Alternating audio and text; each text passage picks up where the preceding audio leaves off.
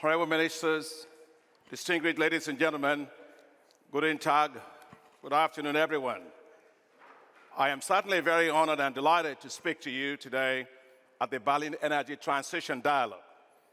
I wish to start by taking this opportunity to thank the government of Germany for its strong support for the African Development Bank Group, of whom I'm president, especially on the bank's 7th general capital increase, and for the major contribution from Germany towards the 16th replenishment of the African Development Fund, as well as your support for our work on renewable energy.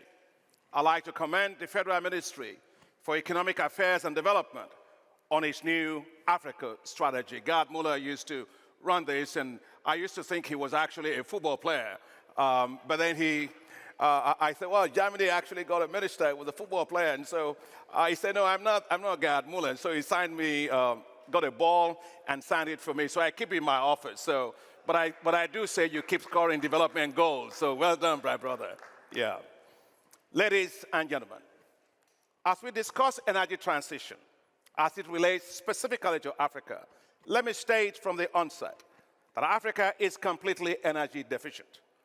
The continent accounts for only 6% of global energy use and just 3% of global electricity demand. Africa has made, however, important progress in terms of access to electricity, with the population with access to electricity increasing from 44% to 56% between 2010 and 2020. Now, despite this progress, close to 600 million people still do not have access to electricity, and close to 1 billion people lack access to clean cooking energy. To meet SDG 7 goal, Africa needs to connect 90 million people annually to electricity in the next 8 years, and to also shift 130 million people from dirty cooking fuels every single year. Africa's energy transition is such a huge task, and it will cost an estimated $100 billion a year between 2020 and 2040. Universal access to electricity is possible in Africa if the continent fully unlocks its massive potential in renewable energy sources. The declining cost of solar and wind energy technologies, coupled with more affordable energy storage systems, makes renewables cost competitive and presents a unique opportunity for Africa to underpin its future energy needs based on renewables. The African Development Bank is spearheading efforts to unlock Africa's vast renewable energy potential. Potential is important.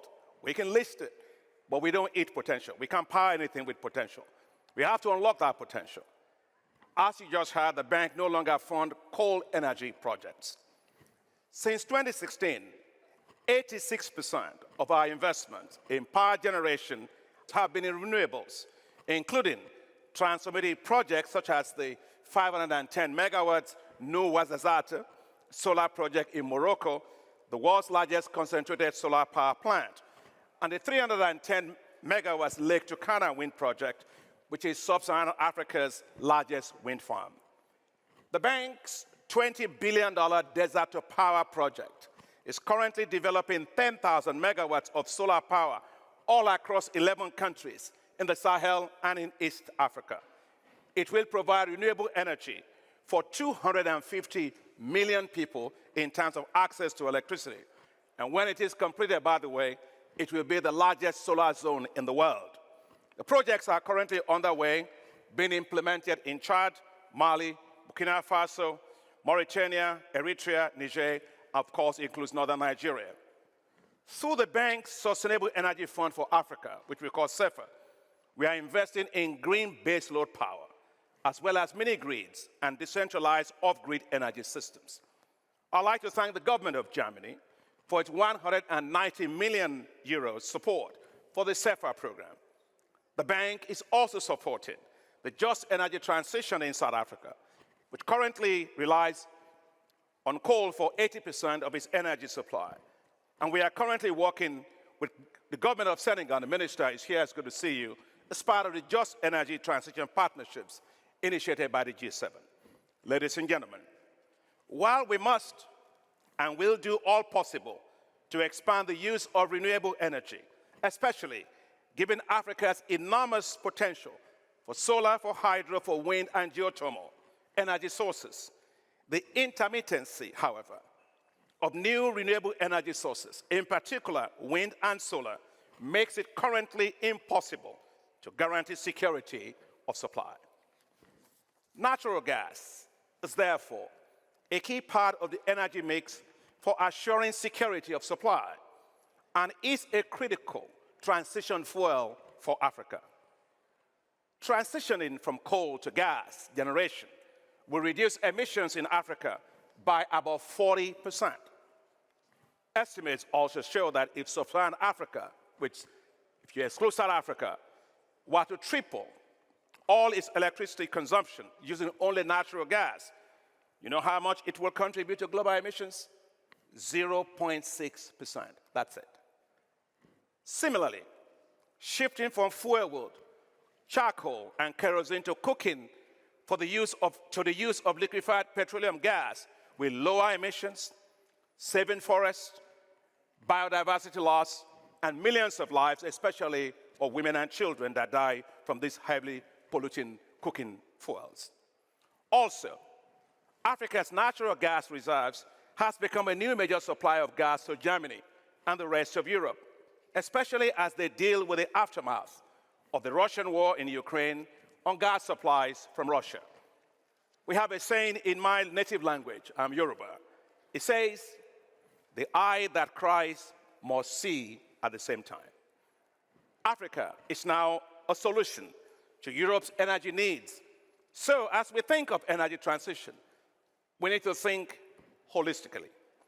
Ladies and gentlemen, Africa is well positioned to help to lead the revolution on clean energy industrial value chains because it accounts for 80% of the world's platinum reserves, 50% of the cobalt reserves, and 40% of the manganese reserves, and of course, huge resources for graphite and lithium.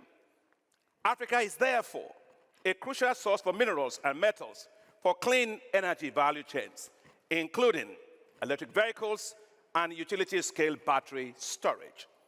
And we shouldn't just export, because we're used to doing that in Africa, export everything raw. That's the fastest way to poverty.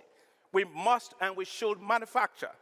Africa, I submit, is the perfect place to build lithium-ion batteries to power German cars. We must also unlock Africa's potential for green hydrogen, estimated at $1 trillion. Some African countries have already started developing green hydrogen projects.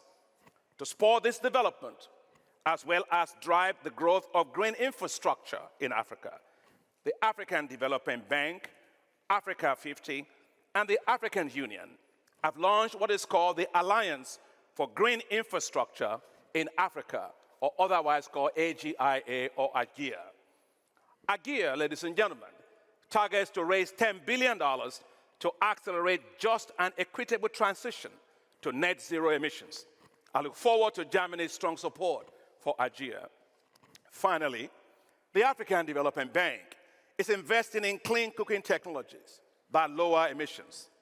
Our equity investment in Spark Plus Africa Fund supports the development and distribution of clean cooking energy solutions, including biomass stoves, advanced biomass fuels, liquefied petroleum gas, ethanol, and biogas systems.